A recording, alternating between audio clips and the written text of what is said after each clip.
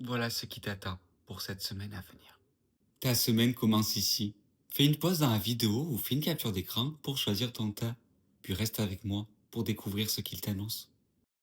Si tu as eu le tas numéro un, cette semaine on te dit de faire des choses que tu aimes, que tu as envie, de ne pas perdre de temps dans des futilités avec des personnes qui ne sont pas forcément alignées avec qui tu es aujourd'hui. Peut-être c'était le cas dans le passé, mais là, tu as envie de passer à autre chose. Peut-être tu as besoin aussi de construire des projets ou de commencer à te préparer à un projet futur. Te dire qu'est-ce qui me sera profitable, qu'est-ce que j'ai envie, où est-ce que j'ai envie de me diriger. Parce que là, je sens que peut-être tu redoutes un peu ce futur parce que tu t'es peut-être pas lancé ces beaux défis, peut-être parce que tu as du mal à te dire, ok, je mérite déjà d'être heureux, je mérite d'être bien. T'as l'impression que c'est impossible d'être vraiment bien à 100%, alors que c'est possible.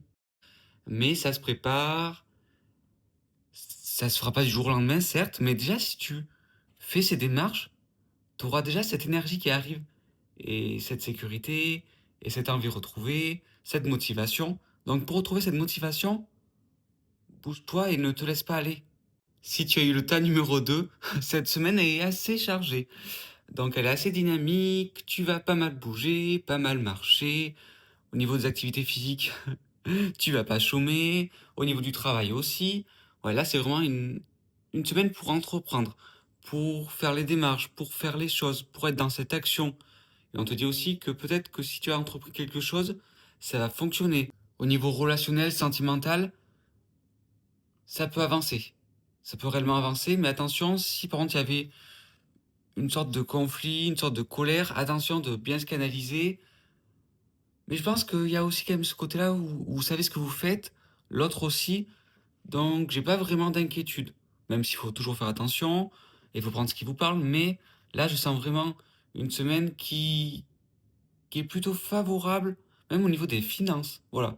Pour avoir les bonnes idées. En fait, j'ai l'impression que c'est assez favorable sur tout, surtout au niveau des actions, au niveau des démarches qui sont faites, parce que ça sera payant. Et là, bien sûr, c'est sur des choses qui ont été réfléchies, qui ont été travaillées.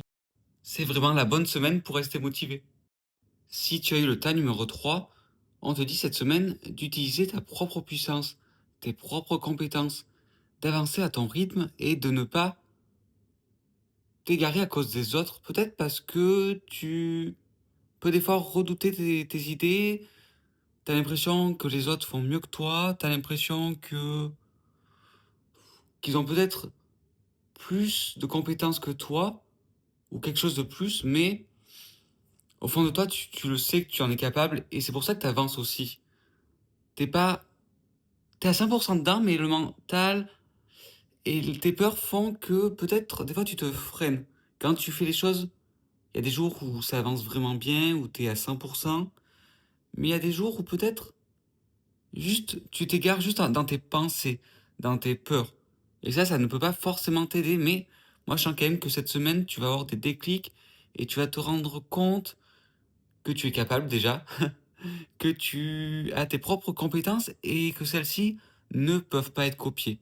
Cette sagesse intérieure, cette semaine, va t'aider à développer quelque chose. Mais je pense que c'est surtout au niveau de l'esprit, au niveau de tes pensées, peut-être au niveau des idées. Ça peut être profitable pour ça cette semaine. Avoir des bonnes idées, les bonnes idées, faire le tri d'une bonne manière. Cette semaine, on doute que d'un truc, de son mental.